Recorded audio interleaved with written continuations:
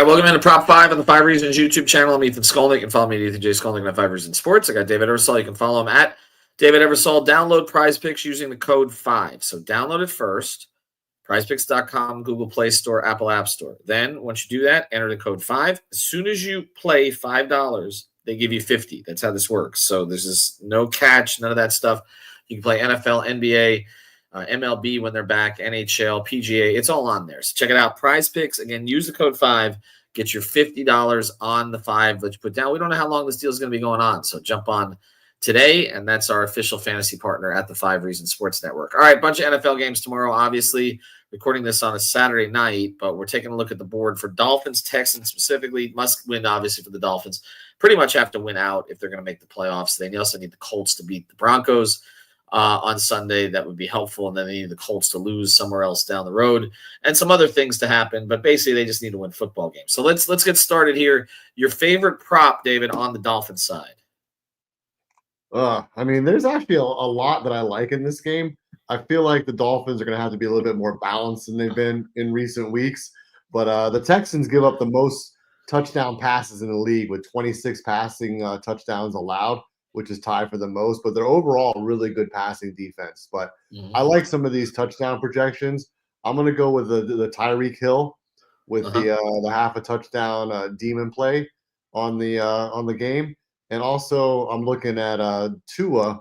I feel like Tua in this game is going to see some things that maybe he hasn't seen in recent weeks. The Houston defense is really ball hawking.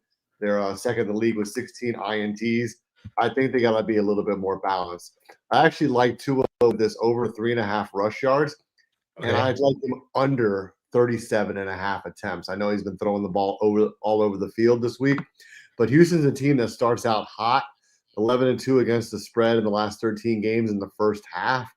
So I feel like Miami's got to kind of weather the storm early and be a little bit more balanced. So if you're looking at Tua, I'm going to take him over on the 3.5 rush yards and under on the passing attempts are the two plays that I like. I'm a little bit uncertain on the running backs, but I know we'll touch on them a little bit. Yeah, we'll get into the running backs here in a second. It's interesting play with Tua here because the last 3 games, 47, 46, 40. Attempts. So honestly, I'd probably stay away from it. I think. I don't know. I just don't trust McDaniel's instinct to go to the run too much. I do think there'll be more running down near the goal line this time, and so that's why I actually like A-Chain over Devin A-Chain over half a touchdown, either rushing or receiving, because I just no matter how many times people complain about the fact that they're using basically a 190-pound running back down by the goal line, he's going to use that running back down by the goal line. And they defended it this week. The coordinator, Frank Smith, defended it in terms of using him down there. So I think that they're going to continue with it. I'm with you. We talked about this before the show, that I think Mostert gets a little bit of a bigger role here than he's had in recent weeks. I'm looking at same thing you are, 4.5 rush attempts. He had 5 against Green Bay. Then, of course, last week didn't play. He has not been a big factor this year, which is something actually I sort of predicted before the season. But I do think he'll get more involved. Veteran guy, game on the road. I know he's had some fumble issues, but I think they'll use him more. Another one I like in this game is Malik Washington over 9.5 receiving yards. They just cut Odell Beckham in large part because Malik Washington had supplanted him as the number 3 receiver. Now, basically, Jonnu Smith is really the number 3 receiver, even though he's a tight end, and probably A-Chain is probably their number 4 receiver or number 3 receiver. I don't know how you want to look at it, but those are the 4 guys. But I do think Washington will get some kind of a look in this game. So 9.5 receiving yards for him. And then I kind of like Waddle better than Hill in this game. Just looking at the way the Houston defends, Waddle's at 4.5 receptions. 9 last week. I like that. I like the targets. I mean, anything on Waddle, I agree with you. I mean, he had nine receptions against the Jets. The Texans defense is weird, though. It's a weird defense. Lowest completion percentage allowed in the league. Yep. It just, they make you work for everything, but they're susceptible to big plays. They've given up 10 plays over 40 yards this year. So, they're not a high volume passing defense in terms of allowing just you guys to, just pass the ball down the field. they make you run the ball, and they make you try to take some shots over the top. And it's worked for some teams, but them playing at home, they're a little bit better at home defensively. Like most teams. So I think I don't know I'm how to read into it, David, letdown game. but historically the Dolphins have been a disaster against Houston. Yeah, Again, it's a different team, so I try not to make too much of it. But they haven't won in Houston since what, like '96 or something like that. it And hasn't been good. Dolphins aren't good on the road either. well, I know, and there's just some weird history there. All right, but let's go over to Houston, because actually CJ Stroud this year has been my fantasy quarterback, and that has not been great. So I'll I'm looking at his numbers, 254.5 passing yards. He's been right up around that lately. 242, 247, 257, 232. I would stay away from it. The one that I was looking at for him was maybe under the 22.5 pass completions. I went under on touchdowns with him at 1.5. Dolphins only given up 14 passing touchdowns all season in 13 games. And I feel like this feels like a Joe Mixon, Dalton Schultz kind of game to me. I'm glad you mentioned Schultz, because I'm going over on him. Tight end has been a problem for the Dolphins all year. Schultz coming off a 61-yard receiving game. He's been over the 30.5 in three of the last four.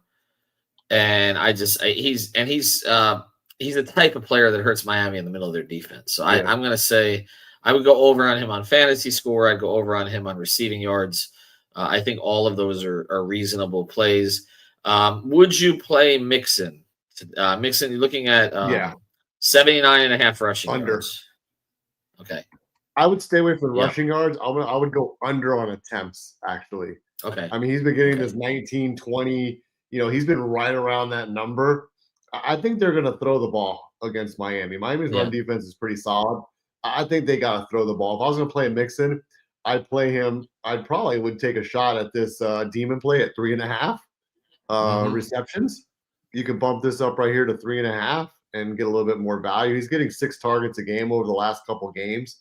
So I think he's a nice safety valve like Dalton Schultz, which mentioning Schultz for a minute, like you said, the Dolphins get carved up by tight ends. Teams target the tight end 24% of the time against the Dolphins, which is worse in the league. So that's a matchup, obviously, against the linebackers that teams tend to take advantage of against Miami. But I like him in that short passing game also. I don't love him. I would go under on this combo, 105.5 rush and receiving. I would maybe take that under. And I take him under on the 19.5 rushing attempts.